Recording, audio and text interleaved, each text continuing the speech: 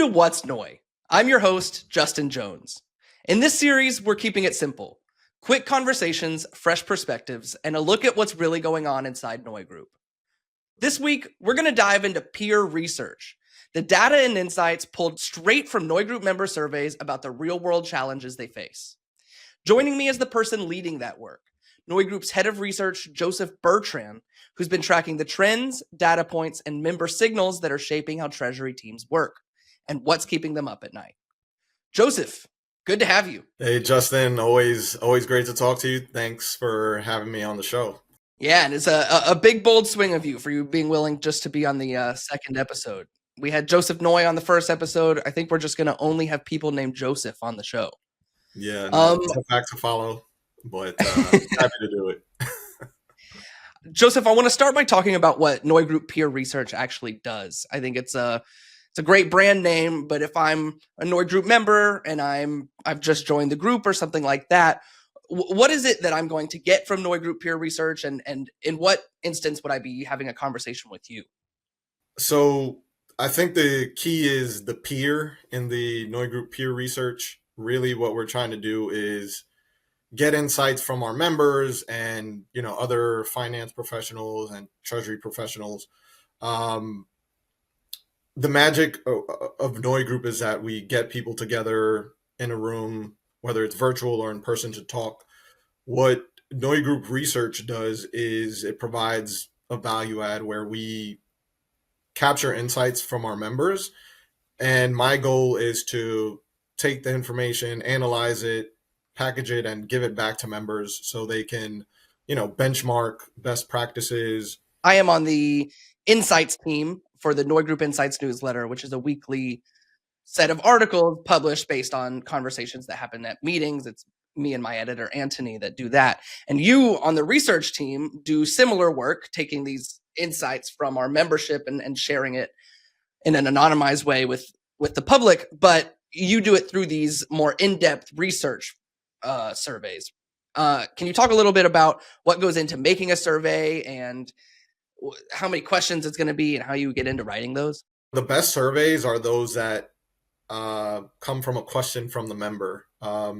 So a topic that's top of mind, whether it's treasury technology or thinking about capital structure or thinking about how to right size the treasury team.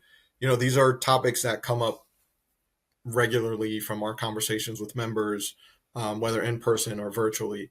I want to get into this sort of philosophical, how you tell a story through numbers conversation. But first, I want to show some examples of these kinds of charts that you make. Yeah, before I get into some of the research data, there's like one interesting chart here that I thought is worth sharing, which kind of highlights who the NeuGroup membership is and who I get to talk to and who I'm getting all these insights from. And this is really just a snapshot of NeuGroup membership. What I want to call out here is that most of the companies that are NeuGroup members have revenues over $1 billion.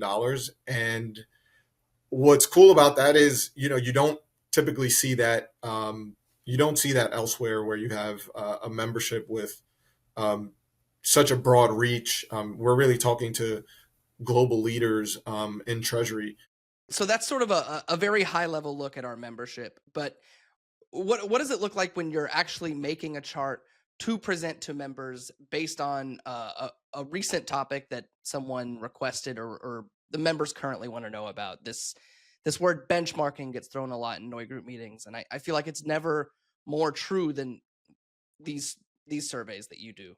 We recently completed a headcount benchmarking survey. This slide here is kind of a snapshot looking at Treasury headcount by revenue, and we've kind of highlighted some of the industries. Now, this survey was for a bit of a smaller group, but we're planning to expand it to more of our groups. But I think something like this serves as a nice starting point for benchmarking, and those that participated are able to see where they sit within this chart and get a sense of, do we have a lot of Treasury employees relative to other companies that are similar to us? And we were looking in this case, looking at treasury headcount, revenue per full-time employee as a proxy for efficiency, although it's not it's not a perfect one-to-one match, but it gives those who took the survey a sense of, can I be doing more with the team that I have, or what tools or operational processes can we bring into bear to help the company grow and scale while maintaining the size of the team, if that's the right choice. What's on your plate right now? What's the next survey for people to look out for? What's the next report? Coming up, we have our annual Outlook survey, which we're hoping to get into the field in mid-November, where we ask about everything that's top of mind for Treasury. What are their challenges? What are their goals? What are their plans? So that's coming up. I do want to encourage everyone to check out the NeuGroup website under Peer Research, where you can download for free a lot of our recent research, including the 2025 Outlook survey, the Diverse Owned Firm survey, and a lot of other great insights. So, yeah, please feel free to check out the site, download the research, and reach out to me if you have questions. So one thing that I like to do here, that I'm trying to get kickstarted as a tradition on the What's Noi show, is to end with a slightly off-topic conversation to just show our coworkers' personality. And you and I have talked a lot about music. We're both avid fans of modern music and older music, and we talked about our favorite albums of the year a few weeks ago, and I'm wondering if you could share some of yours. It's funny because it kind of feels like I'm jumping on the bandwagon now, but yeah, one of the albums that I really enjoyed this year was the Bad Bunny album, Debí tirar más fotos. And What's that translated? that means I should have taken more photos. Mm. I mean, I think this latest album really kind of shows a growth. A lot of it pays homage to Latin American and Puerto Rican music from more traditional music. So not just salsa, but also bomba and plena and dembow. But also recently, since you've put me on to Bad Bunny, by the way, I want to give you your credit. But recently, he's been announced that he's going to host the Super Bowl halftime show. He's performing, which will be the first ever performance in not English. Presumably, most of it will be in Spanish. What do you think? Yeah, no, I think it's really cool, which is why I was saying I feel like I'm jumping on the bandwagon just because probably even a few weeks ago, not a lot of people probably hadn't heard of Bad Bunny, but yeah, I think it's cool. I think it's going to be a good show. I think yeah, I think it's really cool.